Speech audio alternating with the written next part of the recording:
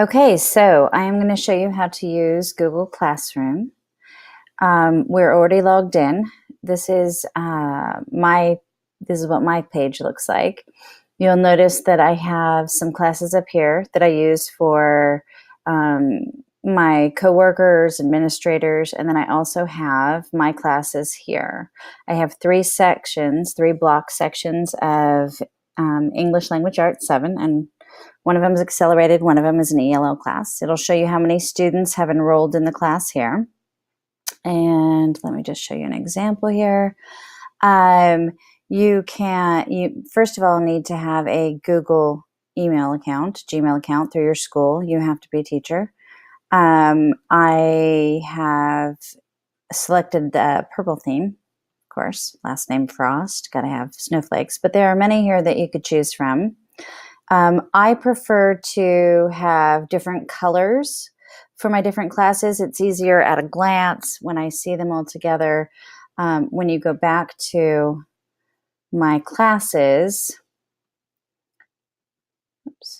you'll notice that there are different colors so that when I get a post, when I get a notice or something like that, it will pop up with that color and I know immediately that message is from a student in that particular class. If you click on the plus sign here, you can join other groups, which I've done with my coworkers that have set up pages, or you can create a classroom. And we're going to create a new classroom here and call it English 7.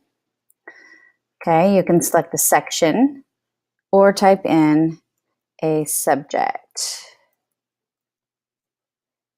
Okay, it is not AP. English. Now let's not do that. You don't have to have a section or a subject. You can just create the class. Okay, once that is done, you can select your theme. Okay. You can upload a picture. I prefer not to have a personal photo. I just selected a little icon there. You can personalize it any way you would like to. Okay, now I'm going to show you how to create an announcement. You go to the little plus sign in the bottom right-hand corner of the screen, click on Create an Announcement. You can post it to any of your groups. We're going to go with English 7, my new one. Okay. And then you just create the announcement. Don't forget to complete your reading homework. Monday. Oops. Okay, you can choose a topic here, create a topic. I separate these by categories. This would be homework. I also have one labeled as textbook. You can attach a file. You can attach a document from your Google Drive. You can attach a YouTube video or a link here. Being that this is just an announcement, I'm not going to attach anything. And then you can post it, and it goes right to your feed right here. If you ever make a mistake with that, you can go back and edit. You can delete, okay, or you can copy it. Now I'm going to show you how to create an assignment. Go back to the plus sign, click on Assignment, choose the class you want to assign it to, and we're going to call this Workbook Assignment, 1. Your instructions here, I have found that simple is best, especially with middle school students. They don't always read all the instructions, so I prefer to use numbers or bullet points. Here we're going to say, read the directions carefully.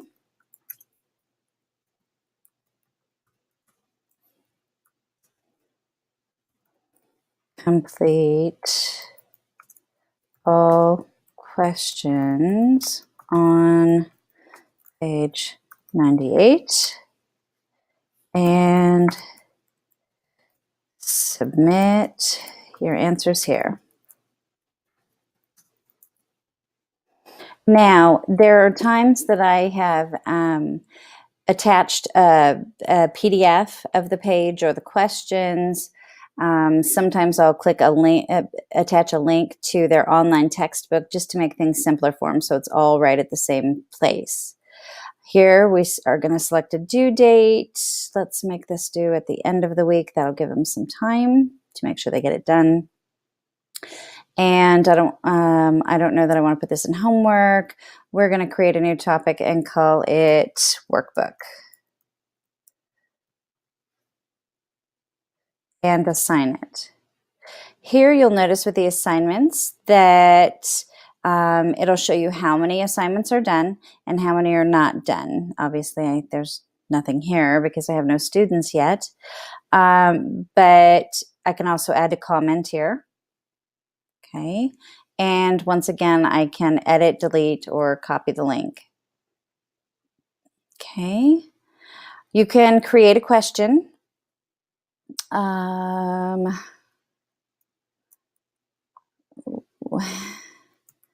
What was the protagonist's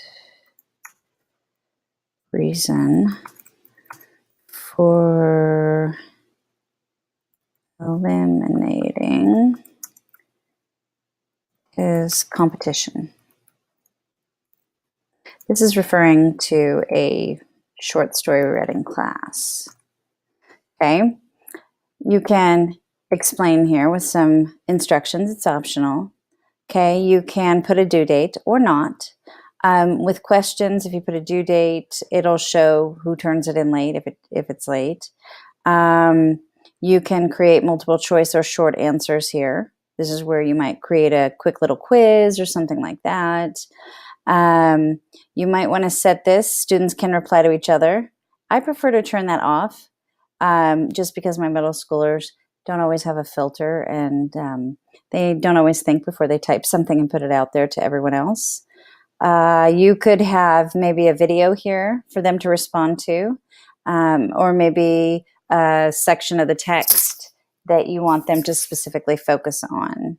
And then you ask your question. Okay.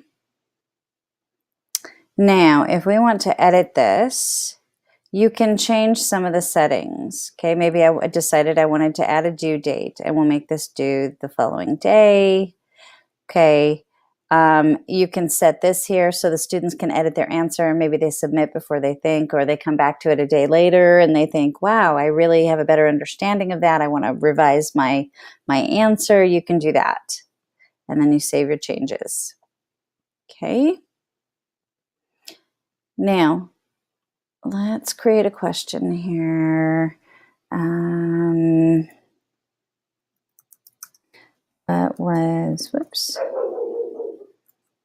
What was the major conflict? Whoops, can't seem to type today. Major conflict in the novel.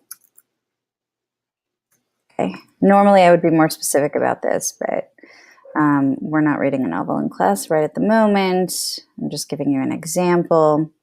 Once again, I prefer not to let them reply, but let them revise and edit. Now you can ask it immediately, or you can schedule it for another time, or save a draft.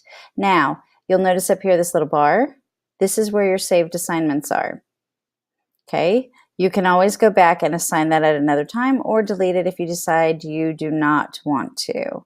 It's always going to ask you are you sure you want to delete, to give you another opportunity to think about it. Okay. I hope this has been helpful, and hope you've learned something great about Google Classroom. Thanks.